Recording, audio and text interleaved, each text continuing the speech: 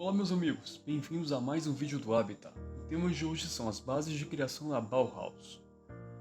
Peço desde já que deixem um like no vídeo e comentem para ajudar a divulgação do canal. Antes de entendermos a criação da Bauhaus no século XX, é necessário compreender como tal escola conseguiu base para ser criada, em uma Alemanha recém-derrotada da Primeira Guerra Mundial em 1919. Para isso voltaremos à Europa do século XIX, período esse de grandes descobertas tecnológicas e que impulsionaram a primeira Revolução Industrial, amplamente comandada pelos ingleses até o final do século.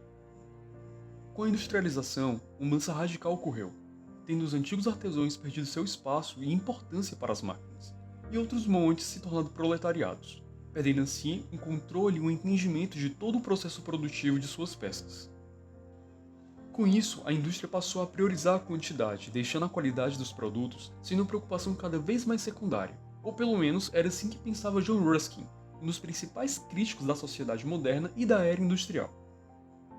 Para Ruskin, os objetos industriais não tinham nenhum valor estético, e que por não terem passado pelas mãos de um artesão, jamais ganhariam a devida atenção de seus compradores, que as enxergariam como simples objetos sem valor. Tais ideais seriam continuados por seu pupilo William Morris, que as aplicou a um tipo de utopia prática, criando várias oficinas de artes e ofícios na Inglaterra em pequenas comunidades autônomas, movimento esse que seria conhecido ainda no século XIX como Arts and Crafts. Uma das consequências desse movimento seria a criação da arte nova, que rapidamente se espalharia por toda a Europa, tendo em cada país um nome próprio, mas características similares, como o emprego do ferro imitando elementos naturais nos mais diversos elementos decorativos e construtivos. Esse estilo teria grande importância, pois seria o responsável por espalhar por toda a Europa a aplicação da indústria e seus novos materiais na arquitetura e na decoração, se contrapondo assim à ideia de massificação sem qualidade que Ruskin e outros criticavam. Também merece destaque um contramovimento ocorrido ao estilo imperial inglês, que dominou a Inglaterra do século XVIII até o XIX. Tal estilo se caracterizou por ambientes cheios de cores e exageros e passou a ser visto como um elemento que anulava a qualidade espacial, tendo o ambiente uma perca de expressão. Um dos autores a discutir isso foi Henry Cole, em 1848, que defendia que os objetos deveriam seguir uma orientação funcional, inclusive os elementos decorativos e representativos, fato que seria resgatado pela Bauhaus décadas depois. Cito tais exemplos para que entendamos que a Bauhaus não foi um milagre do universo, e sim uma consequência de diversos fatores e ideais que surgiram décadas antes e que se fundiram na primeira escola de design da história. Simultâneo a tudo isso, ainda no século XIX, as instituições de ensino e arte na Inglaterra passavam por uma reformulação, tentando focar na criatividade e não mais na replicação de obras do passado. E isso seria fundamental, pois incrementaria a indústria inglesa com mão de obra capacitada.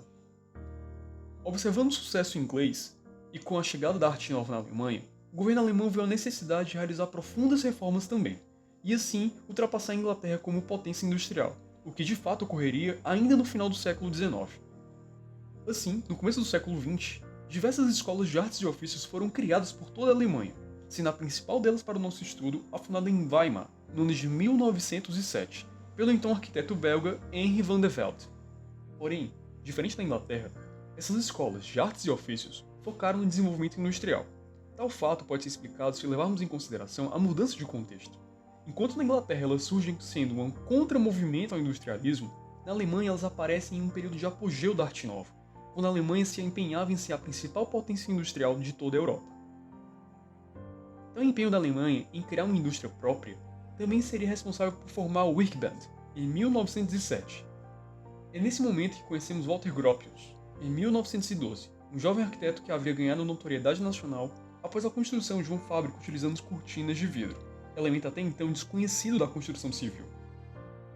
Na Werkbund, Gropius começa a ganhar grande destaque, até que, com a eclosão da Primeira Guerra Mundial em 1914, ele e muitos outros integrantes precisam lutar no fronte de batalha.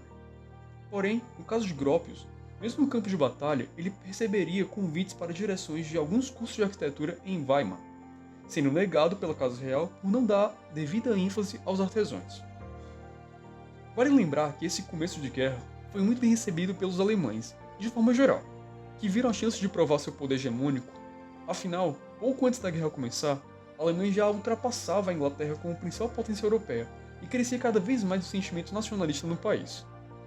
Ao voltar da guerra, Gropius rompe com o Werkbund e se muda para Berlim, em 1917, onde ajudaria na Revolução de Novembro, que foi um movimento que marcou o final da Primeira Guerra Mundial e o início do parlamentarismo alemão em 1918. Após a dissolução da monarquia alemã e da formação da República de Weimar, Gropius assume a vaga de diretor da Escola Superior de Artes, e ganha o aval também de incorporar a antiga Escola de Artes e Ofícios de Vandervelde, que havia sido fechada pouco antes da Primeira Guerra Mundial estourar. Na fusão dessas duas escolas que surge a Bauhaus, se estabelecendo em seus primeiros anos no antigo edifício de Vandervelde, em Weimar. E assim começa a história dessa que foi oficialmente a primeira escola de design da história, e que marcaria para sempre a união do artesão e da indústria na figura do designer. Se você gostou, comente e curta. E não esqueça de compartilhar também. Seu apoio é muito importante para que a gente siga fazendo nosso trabalho de pesquisa e vídeos para o canal. Forte abraço!